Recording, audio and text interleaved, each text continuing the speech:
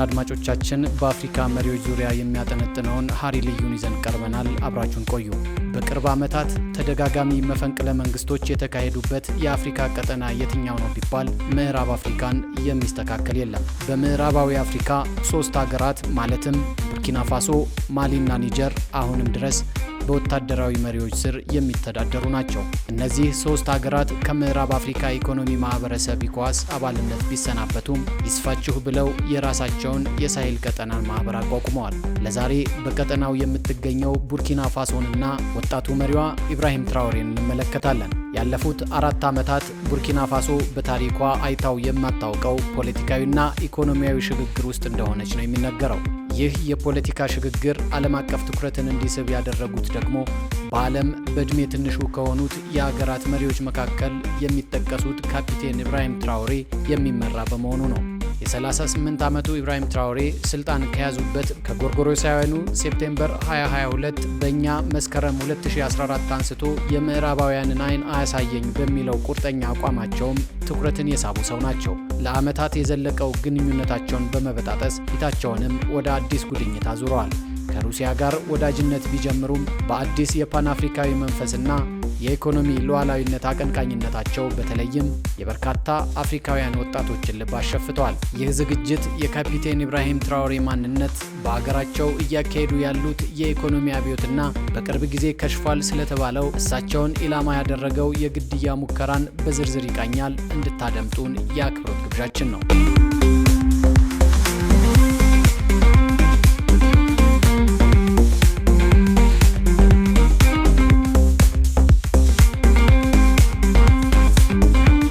አፍሪካ በምጣኔ ሀብት ከመድቀቋ የተነሳ የፖለቲካ ነፃነቷን አጣ ባደጉት ሀገራት ጫና ውስጥ መውደቋ ዜጎቿን በቁጭት አብዮተኞችንም የእግር እሳት ሆኖ የሚለበልባቸው ሆኗል። የቡርኪና ፋሶ መሪም አገራቸውን ነፃ ለማውጣት ግዛታቸውን ከምዕራባውያን እግር ማጽዳትና በኢኮኖሚ ራሳቸውን የሚችሉበት መላ መፈለግ ቀዳሚ እርምጃ አድርገው ይዘውታል። የቡርኪና ፋሶን የኢኮኖሚ እንቅስቃሴ ከውጭ ኃይሎች ቁጥጥር እጅ ለመፈልቀቅ የወሰዱት እርምጃ ለአስተዳደራቸው እንደ ትልቅ ስኬት ተቆጥሮላቸዋል። ኢኮኖሚውም በመጪዎቹ 4 ዓመታት እስከ 2030 መልሶ በማቋቋም ፖሊሲ የሚመራ ነው።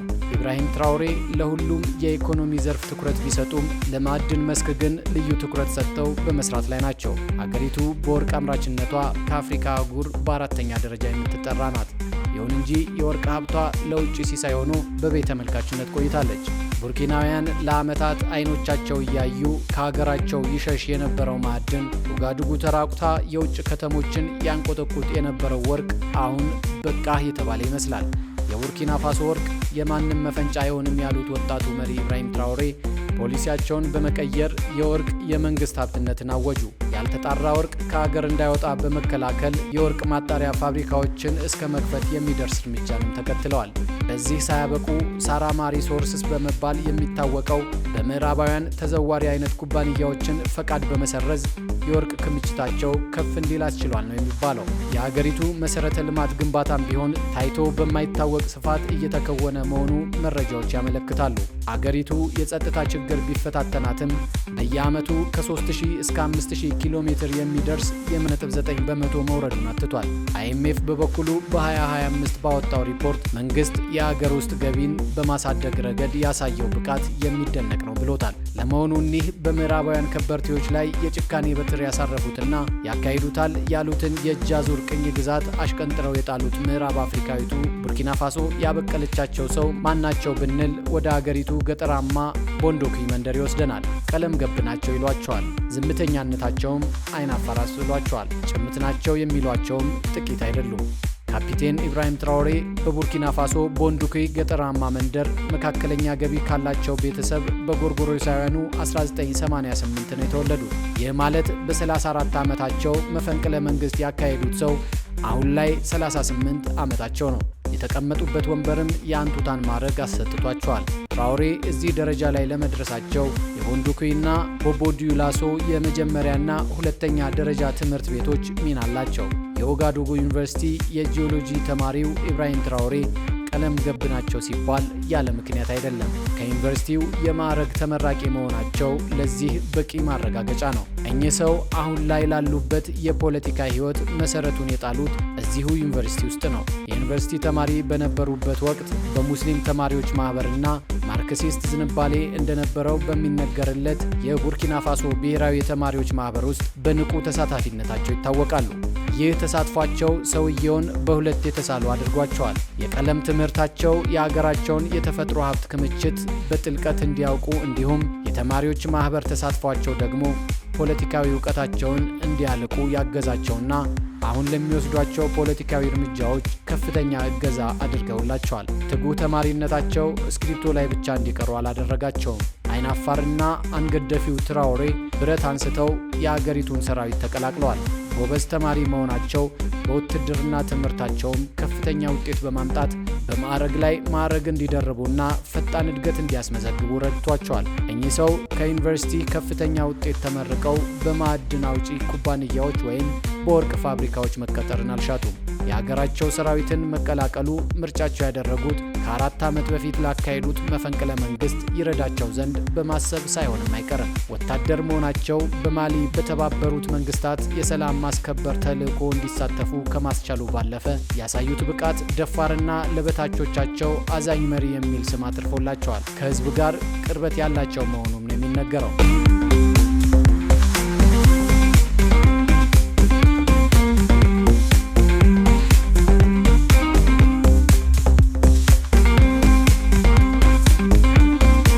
ፋሶ እንደ ሌሎቹ የአፍሪካ ሀገራት ሁሉ ወጣቶች የሚበዙባት ሀገር ናት። የሀገሪቱ ህዝብ አማካይ ዕድሜ 17.7 ዓመት ሲሆን ለወጣቶቹ ትራኦሬ ማለት መሪ ብቻ ሳይሆኑ የለውጥ ተምሳሌት ጭምር ናቸው።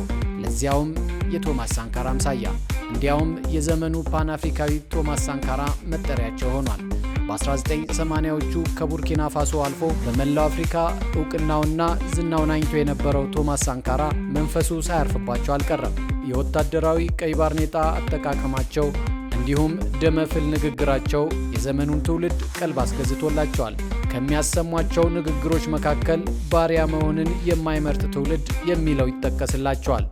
ይህም በማዕድንና በተፈጥሮ ሀብት ያልነጠፈችው ሀገራቸው ህዝብ ለምዕራባውያን እንደማይንበረከክ ለማስረገጥ የሚሰጡት ንግግር መሆኑ ይጠቀሳል። ከሀገራቸው አልፈው መላው አፍሪካ በገዛ ሀብቷ መበልጸግ እንዳለባት በቁጭት ተናግረዋል። በአንድ ወቅት የሩሲያ አፍሪካ ጉባኤ ላይ አፍሪካ ሀብት ላይ ተኝታ ለምን ትራባለች በማለት ያሰሙት የቁጭት ንግግርም ብዙ የህልም ተጋሪ ተከታዮች አፍርቶላቸዋል።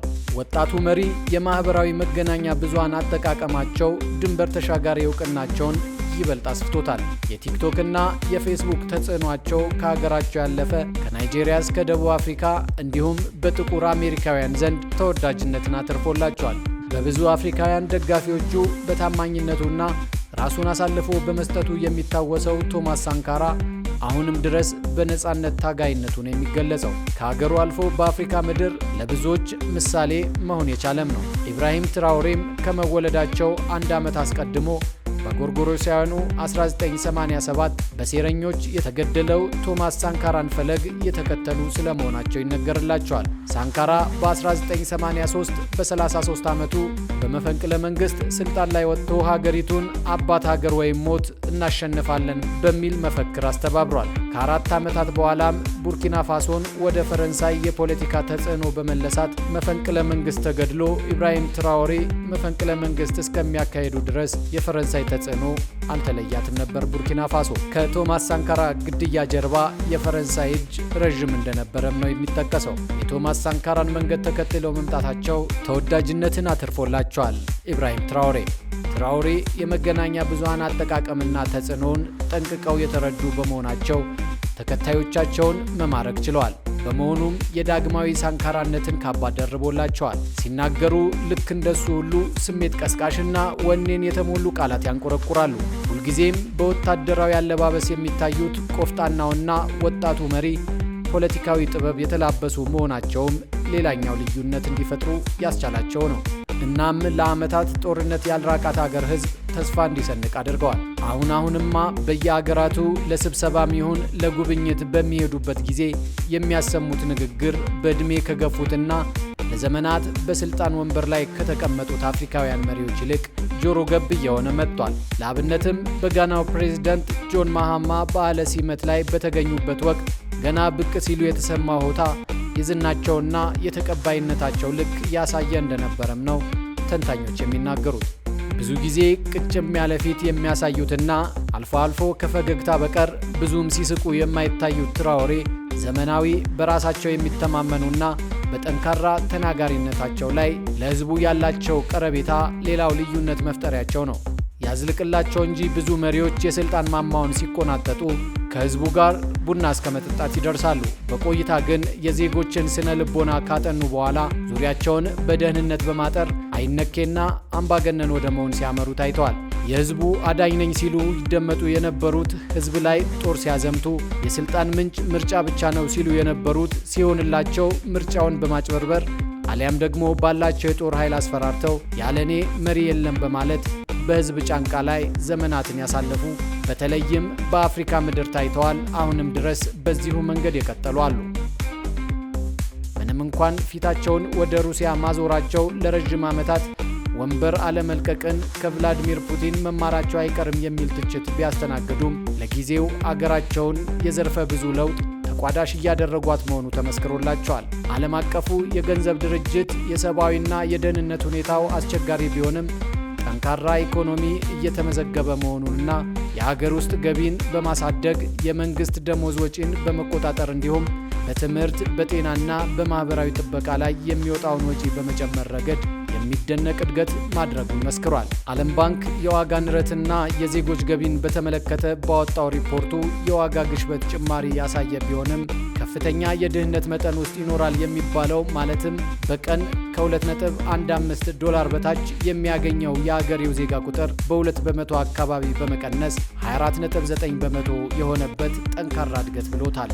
በ2024 እነዚህ መገኛቸው አሜሪካ የሆኑት ዓለም አቀፍ ተቋማት ነገር ግን በምዕራባውያን በተለይም በአሜሪካ ሳንባ ይተነፍሳሉ እንዲሁም ፖሊሲዎቻቸውንም ያስፈጽማሉ የሚባሉት የቡርኪና ፋሶን እድገት ቢመሰክሩም ከመንግስታቱ ጋር ያላቸው ግንኙነት እንደ በረዶ የቀዘቀዘ ሆኗል። እንዲያውም አሜሪካ የኡጋዱጉ የወርቅ ሀብት ለሀገሬው ሳይሆን ጁንታ እያለች የምትጠራቸውን ትራኦሬን ጥበቃ ለማጠናከር በሌላ አማርኛ ለራሳቸው ጥቅም ነው የሚያውሉት በማለት ትተቻለች። ይህን ያለችው በአሜሪካ አፍሪካ እዝ አዛዥ ጄኔራል በነበሩት ማይክ ላንግሌ በኩል መሆኑ ጉዳዩ ከዲፕሎማሲያዊ ግንኙነትን ያለፈ እንደሆነ የታየበት ነበር። ይህም በወቅቱ አሜሪካ ከመላው አፍሪካ ጋር የገጠማት ፖለቲካዊም ሆነ ምጣኔ ሀብታዊ መራራቅ ያመለከተና በሩሲያ የገጠማት ውድድር ተጽዕኖ መገለጫ መሆኑም በስፋት ተወርቷል። እንዲያውም ሞስኮ ከወርቅ ኢንዱስትሪው ድርሻ እንድታገኝ ትራኦሬን በመደገፍ ላይ መሆኗን በትችት ሲሰነዝሩ እንደነበረም የቅርብ ጊዜ ትውስታ ነው።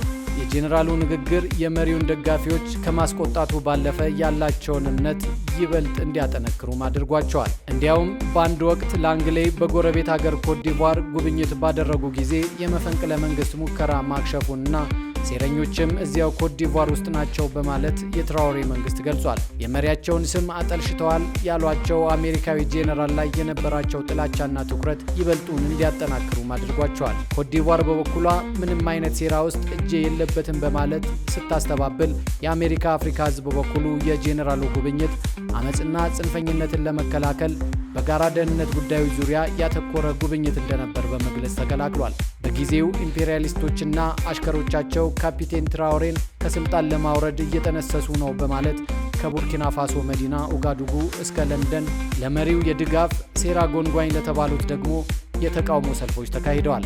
ከሰልፉ በኋላ በማህበራዊ መገናኛዎች መልእክት ያስተላለፉት ትራኦሬ ሰልፈኞቹ ለአዲስ ቡርኪና ፋሶና ለአዲስ አፍሪካ ያላቸውን ራዕይ ስለተጋሩ ምስጋናቸውን በማቅረብ አንድ ላይ በአንድነት ለነጻ ክብር ላላትና ሉዓላዊት አፍሪካ ኢምፔሪያሊዝምንና ኒዮኮሎኒያሊዝምን እናሸንፋለን ብለዋል።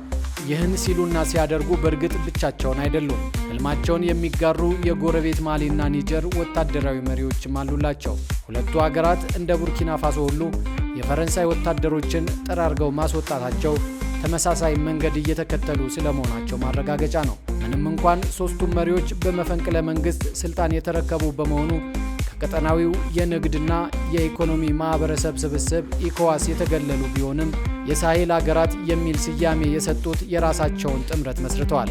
ወደ ሀገሮቻቸው በሚገቡ ዕቃዎች ላይም የ0.5 በመቶ ቀረጥ በመጣል በቀጠናው ያለውን ነፃ ንግድ አቁመዋል። ከቀድሞ መሪዎችና አሁንም ካሉት ስህተቶች በመማር በሀገራቸው ዘላቂ ለውጥ ማምጣት እንዲሁም ለአፍሪካ ያላቸው ህልም ከግብ ማድረስ እንደሚገባቸውም የብዙዎች ምክርና ምኞትም ጭምር ነው። በአፍሪካውያን ወጣቶችና በለውጥ ፈላጊዎች የመወደዳቸውን ያህል ከምዕራባውያን በተለይም ከፈረንሳይ ጋር የነበራቸው ግንኙነት እጅጉን ሻክሯል። በስውር ቅኝ ግዛት ስር አድርገውናል የሚለው መከራከሪያቸው ደግሞ ዋነኛው ምክንያት ሆኗቸዋል። ምዕራባውያኑን አታስፈልጉንም መባላቸው ሳይሆን ፊታቸውን ወደ ሩሲያ ማዞራቸው እንደ እግር እሳት ሆኖባቸዋል። ወጣቱ መሪ ኢብራሂም ትራኦሬ ሳያስቡት ያመለጣቸው አባረው የማይዙትና አይጨበጤ መሆኑ በሌሎች ሀገራት እንደሞከሩት ኃይላቸውን እንዳያሰማሩ እርሱ ራሱ ተናዳፊ ወታደር ነው። የፈረንሳይ ወታደሮችን ከግዛት ያስወጡልኝ የሚል መመሪያ ካስተላለፉ 3 ዓመታት ተቆጥረዋል። ለዚህ በምክንያትነት ያቀረቡት ደግሞ ምንም እንኳን ፈረንሳይ ለ60 ዓመታት ከቅኝ ግዛት ጊዜ ጀምሮ የጸጥታ ኃይሎቿን ብታሰማራም ሽብርተኛነትን ማቆም አልቻለችም በማለት ነው መራር ትችት ያቀረቡት። ሩሲያንም በወታደራዊና ኢኮኖሚያዊ አጋርነት መርጠዋታል። ኢብራሂም ትራኦሬ አሜሪካና የአውሮፓ ህብረት የዴሞክራሲ ጠር እያሉ ይጠሯቸዋል። ትራኦሬ በበኩላቸው ዴሞክራሲ ህዝቤን ካልመገበልኝ ትርጉም የለውም የሚል አቋማቸውን ከመግለጽ ውጪ ዴሞክራሲያዊ ነኝ የሚል መልስ አልሰጧቸውም። በአንድ በኩል እውነትም ዴሞክራሲያዊ አይደለሁም፣ በሌላ በኩል ደግሞ ምን አገባችሁና የሚል መልስ ሊሆን የሚችል ነው። ሰውየው ነፃነታቸውን እስከ መቼ ያዘልቁታል ለሚለው ጥያቄ ጊዜ የራሱን መልስ ይዞ የሚመጣ ቢሆንም ከኢኮኖሚ ፖሊሲ ማሻሻያው በተጨማሪ የፋይናንስ አስተዳደርንና ተጠያቂነትን ለማሻሻል በአይኤምኤፍ የሚደገፍ ሪፎርም ተግብረዋል። እንዲሁም የደህንነትና የማህበራዊ ወጪ ፍላጎቶችን ለመደገፍ የታክስ ገቢን በመጨመር ላይ ትኩረት ማድረጋቸውም ይነገርላቸዋል። የኢኮኖሚ ዘርፉን ለማስፈንጠር 80 በመቶ የአገሪቱ ህዝብ ጥገኛ የሆነው የግብርናው ዘርፍ ላይ ትኩረት ያደረገ ፖሊሲ ተበጅቶለታል። ለግል ዘርፉ ልማት የኢንቨስትመንት መስኩን ማሻሻልም የመንግስታቸው ዋና ስራ ሆኗል። በሌላ በኩል ለአፍሪካ አህጉራዊ ነፃ የንግድ ቀጠና ያለው ቁርጠኝነት ንግድን ለማስፋፋትና የኃይል ትብብርን ለማጠናከር ቁልፍ ስትራቴጂ ነው። በአጠቃላይ መንግስት ለሀገር ውስጥ ምርት፣ ለግብርና ሽግግርና ለኢኮኖሚ ብዝሃነት ቅድሚያ የሚሰጥ የኢኮኖሚ መስመር ዘርግቷል። አገሪቱ ከጸጥታው ጋር የተያያዙ ፈተናዎች ቢኖሩባትም ኢኮኖሚው ጥንካሬ አሳይቷል። ያለፈው ዓመት የሀገር ውስጥ ጠቅላላ ምርት ወይም ጂዲፒ እድገት 5 በመቶ ያህል የተሰላ ሲሆን በቀጣዮቹ ዓመታትም እንደሚቀጥል ነው የተገመተው። በመጪዎቹ 4 ዓመታት አገሪቷ በኢኮኖሚ ራሷን የመቻል ውጥኗን ለማሳካት ደፋ ቀናውን ተያይዘዋለች። የምጣኔ ሀብት ስትራቴጂዎቹ የአየር ንብረት ለውጥ መቋቋምን፣ ድንገተኛ አደጋዎችንና የቀጠናውን አለመረጋጋት ተጽዕኖ ለመቀነስና ለተጋላጭ ማህበረሰቦች ድጋፍ መስጠትን ያካትታሉ።